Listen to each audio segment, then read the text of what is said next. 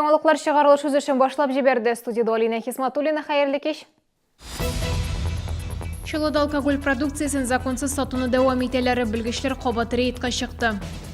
Трамвай әллә килә, әллә юк, тукталышлардагы электрон мәгълүмат такталары ни өчен эшләми? Корбан гаете якынлаша. Шәһәр күләм корбан чалу урында быел нинди яңалыклар бар? Римма Әхмәтова белеште. 2 ай эчендә алкоголь инспекциясының чалу бүлеге белгечләре 3000 литр алкогольне юк итүгә тапшырган. Бу әле продукцияны суд карары нигезендә конфискацияләнгән дип саналганы гына. Инспекторлар даими рәвештә закон бозу очракларын ачыклау өчен рейдлар уздыра. Мобиль төркемнәрдә полиция, салым инспекциясе хезмәткәрләре, башкарма комитет белгечләре дә эшли. Тикшерүләрнең нәтиҗәсе бармы, Гүзәл Шихапова ачыклады. Әлеге кибет зәп бистәсендә урнашкан җирле шәһәрдәшләр закон бозу очрагы хакында халык контроле сайтына үзләре хәбәр иткән. Югыйсә якында яшәүчеләр бу кибеткә теләп йөри. Безнең иҗат төркеме иртәнге тыелган вакытта кибеттән сыра сатып алган очракның шаһиты булды. Кибетче моны инкар итәргә теләде. Он пиво взял в другом месте. Там есть, там есть. Кайбер сәүдә объектларында сатучылар үзләре коры закон турында искәртте. Кызганыч уңай үрнәкләр азрак. Безнең район буенча бар шундый предпринимательләр, эшмәкәрләр, теге атна сайын чыксаң да рейд белән ул магазиннарда спиртлы эчемлекләр саталар, аракы булсынмы, пиво булсынмы саталар. Но нәтиҗә бар дип әйтергә була соңгы арада. Июль айында узган тикшерүләрдә 26 закон бозу очрагын теркәгәннәр. Моңа тыелган вакытта спиртлы эчемлекләр сату, лицензиясыз, маркировкасыз алкоголь сату керә. Кабаттан оештырылган тикшерүләрдә дә сатучыларның закон бозудан туктамаганнары күренә. Ярты ел эчендә халык хезмәтләре порталында чалылылар 400 зарлану калдырган. Күбесендә алар дөреслеккә туры килә. Бывают такие случаи, конечно, когда в составе мобильной группы мы выезжаем, наблюдаем за этим торговым объектом. На момент проверки бывает такое, что факты не подтверждаются. Но в основном реализация алкогольной продукции, это в основном пивная продукция в неустановленное законом время. В ночное время, конечно, подтверждаются такие факты. Закон бозучыларына административ җаваплылыкка тарталар. Мисал өчен вазифаи затларга 5000 сумнан алып, юридик затларга 50000 сумнан алып штраф түләргә кирәк. Гүзәл Шихапова, Сергей Вильданов, Яңалыклар. Кыю заводы шәһәр өчен 1200-дән артык утыргыч һәм 50 шүп савыты җитештерәчәк.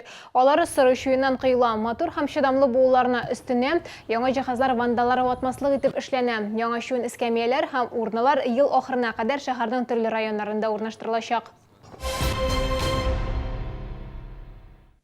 Трамвай тукталышларындагы мәгълүмат такталары эшләми. Инде елдан артык шәһәрдәшләр электрон табло буенча транспортның килү вакытын күзәтә алмый. Сәбәпләрен безнең иҗат төркеме ачыклады. Мәгълүмат такталарында соңгы тапкыр саннар кайчан янганны тукталышта басып торучылар хәтерләми дә. Хәзер трамвайның кайчан килгәнен беркем дә төгәл белми. Сейчас очень тяжело доехать докуда. Вот я, например, уже, получается, 25 минут жду трамвай с двух направлений, не могу добраться до ГИБДД. Раньше было очень удобно, мы знали, когда трамвай подъедет. Сейчас как бы ни в телефоне не могу, расписания нормального нет, ничего, как бы очень тяжело. Әлеге җайланмаларны мәгълүмати технологиялар үзәге тоташтырган, әмма ел башында әлеге муниципаль учреждение ябылды. Хәзер мәгълүмат такталарын урнаштыруга күпме акча киткәне дә билгесез. Электрон күрсәткечләрне 22 павильонда урнаштырдылар, тагын 30-ында булдырырга вәгъдә ителгән иде. Таблоларны навигация системасына тоташтырып, пассажирлар мобиль кушымта аша трамвай хәрәкәтен күзәтә алырлык ясарга теләгәннәр иде. Сукырлар өчен махсус сигнал вәгъдә ителгән иде.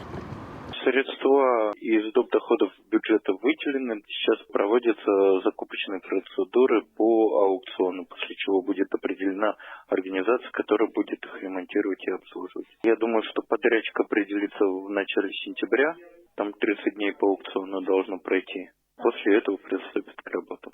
Системаның эшләмәү сәбәпләрен IT-парк белгечләре тикшергән. Хата таблоларны тоташтырган вакытта киткән. Гарантия вакыты булганмы, транспорт бүлеге җитәкчесе әйтә алмады. Чөнки мәгълүмат такталары 3 ел элек куелган иде. Вәгъдә ителгәне дә нәкъ шул хәтле көтәргә туры килгән. 3 елдан соң бюджеттан кабат акча бүленде. Гүзәл Шихапова, Гөлназ Хәсәнова, Алексей Иванов, Яңалыклар. Республикада Чаллы, Түбәнкам һәм Алабуганы берләштерүче яңа транспорт шилтәре булдырырга телиләр. Юлның озынлыгы 90 чакрымны тәшкил итәчәк, техник бирем төзелгән инде. Документ буенча Кама аша Соколкига кадәр күпер төзүдә каралган. Әлеге проект өче шәһәр арасында икътисади багланышлар булганга кирәк. Моннан тыш һәр шәһәрдә дә сәнәгать алга киткән, аларда эре җитештерүче оешмалар бар. 20-25 Россия күләм программа кысаларында Шалода 4 яңа мәктәп барлыкка килергә тиеш. Программаның төп максаты 2 сменалы укытуны бетерү. 4 мәктәпнең берсе узган ел 37-нче комплекста ачылды, икенчесе 36-нчы микрорайонда 1 сентябрьдә ачылырга тиеш. Яңа белем бирү учреждениеләре тагын Мәләкәс аръягында һәм 65-нче комплекста төзеләчәк. В первую очередь за Мелекеси мы планируем. Будет известно по принятию постановления Кабмина Республики Татарстан. Но мы надеемся, что она будет в 2018 году. Элеватор тавындагы мәктәпкә килгәндә бинада укытыр өчен шартлары юк. Мәктәп 1961 елда ачыла, учреждениедә бер тапкырда капиталь ремонт уздырылмый. Анда белем алган 6 укучыны Зәп бистәсендәге 7-нче мәктәпкә күчергәннәр, 1-нче сыйныфка баручыларны 44-нче мәктәпкә алачаклар. Руководством города принято решение об организации подвоза всех детей начальной школы в эти общеобразовательные учреждения. На сегодняшний день мы маршрут определяем, согласовываем с ГИБДД, и с сентября месяца этого года, я думаю, всех учащихся начального звена мы организуем подвоз вот эти 2 школы. Быел Шалода 8100 бала 1-нче сыйныфка укырга керә. КамАЗ һәр елдагы аларның барысына да бүләк ясаячак. Автогигантта эшләүчеләрнең балаларына 1000 сумлык, башка барлык сабыйларга 500 сумлык сертификат әзерләнгән. Моннан тыш, баласы 1-нче сыйныфка баручы КамАЗ хезмәткәрләре дә бүләк сертификаты алачак. Мәктәпкә әзерләнергә ярдәм ит акциясе дәвам итә. Бу хәерле эшкә теләсә кайсы оешма һәм аерым кешеләр дә кушыла ала. Шәһәрдә Корбан бәйрәменә әзерлек бара. Корбан чалу элеккечә ит комбинаты артында булачак. Быел анда күп кенә төзекләндерү төзелеш эшләре алып барыла. Ветеринария һәм башка хезмәтләр өчен бина, хуҗалык корылмалары төзелә. Территорияны тулысынча кыйма белән әйләндереп алдылар, мал суы мәйданчыгы зурайтылды. Су белән тәэмин итү мәсьәләсе дә уңай хәл ителгән. Трубалар алып кайттык, трубаларны варит итеп, бу якка һәм бу якка кешегә уңайлы булсын өчен суны кертергә кирәк. Быел кірттік, скважины бұрыт еттік, соны қаршы тартабыз качайттабыз, бұл эшләнелде. Хәләл иткән сорау артуын исәпкә алып, киләчәктә Сидоровка бистәсендәге мал суы участогы Корбан бәйрәме көннәрендә генә түгел, ел әйләнәсе эшли башлаячак дип белдерде шәһәр мөхтәсибәте җитәкчелеге.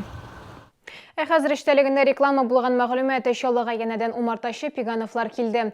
Алар яңа бал уңышының төрле сортларын алып килгән, алмаштыргысыз продуктны медицина, косметологиядә, кулинариядә кулланалар.